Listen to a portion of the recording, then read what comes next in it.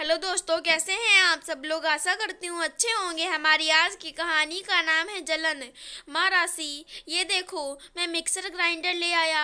आकाश mixer grinder का बड़ा सा कार्टन लिए घर में घुसा और अपनी माँ और पत्नी को आवाज देने लगा।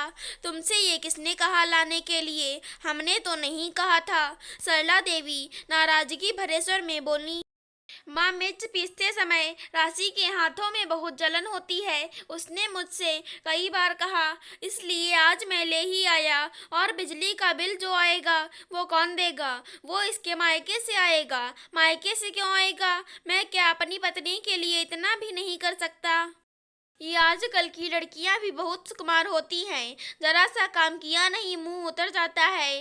काम तो हम लोग करते थे अपने समय में। चक्की में आटा पीसना, खलमूसल में सब मिर्च मसाले कूटना, कपड़े धोना, बर्तन मांजना, इतने सारे लोगों का खाना बनाना, जानवर भी होते थे उनका भी काम करना, बच्चे भी संभालो। सब्जियों के लिए ताजे मिर्च मसाले प्याज चटनी सब सिलबट्टे पर पीसना रहता था।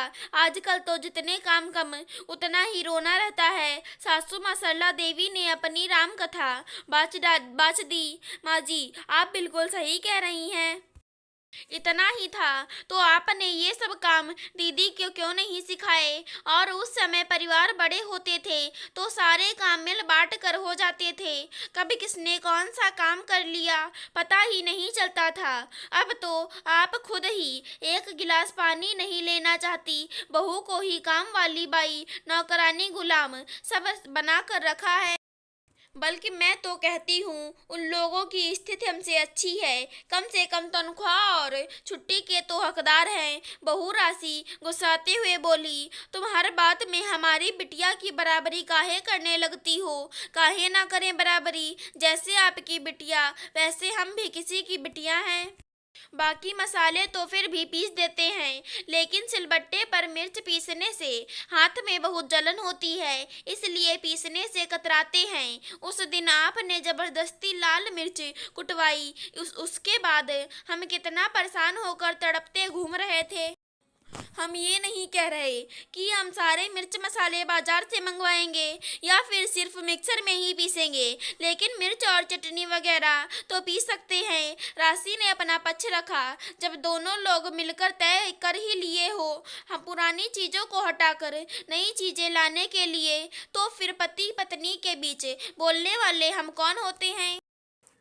आजकल की ये लड़कियां बहुत तेज होती हैं, जो अपनी बात मनवाने के बहुत तरीके जानती हैं। बता तो ऐसे रही है जैसे हमने कभी मिर्च कूटी ही नहीं। ऐसी बात है तो फिर आप कभी दीदी से क्यों नहीं पिसवाती? इसलिए ना कि उनके हाथों में जलन लगेगा। फिर हमारा दर्द आपको काहे नहीं समझ आ रहा? काहे आप जिद प्राणी हैं? ये मिक्सर सिर्फ हमारे लिए ही तो नहीं आया है, आपको भी तो आराम हो जाएगा। कहते हुए राशि की आंखों में आंसू आ गए। माँ, समय के साथ थोड़ा बहुत तो बदलाव स्वीकार करना आना चाहिए। ऐसे जिद लेकर नहीं बैठना चाहिए। आप हर बात में राशि की तुलना अपने जमाने से करती रहोगी तो नए जमाने से कदम ताल कैसे रहोगी? अपनी सोच को बदलो, आकाश ने माँ को समझाया। हाँ तो ठीक है, अब ले ही आए हो तो अब सब इस्तेमाल करेंगे ही। अब सिलबट्टे और इमाम दस्ते की क्या जरूरत है? कल ही बांध कर रख देंगे। गांव से काकी आएंगी, उन्हें दे देंगे। नई मशीन के सामने इन सब चीजों को कौन पूछेगा? हम किसी को नहीं देंगे। नई चीज आई जरूर है, लेकिन पुरानी की को अपनी जगह से हटाने के लिए नहीं। जहां घर में एक तरफ मिक्सर रखा जाएगा वहीं दूसरी तरफ सिलबट्टा भी रखा जाएगा।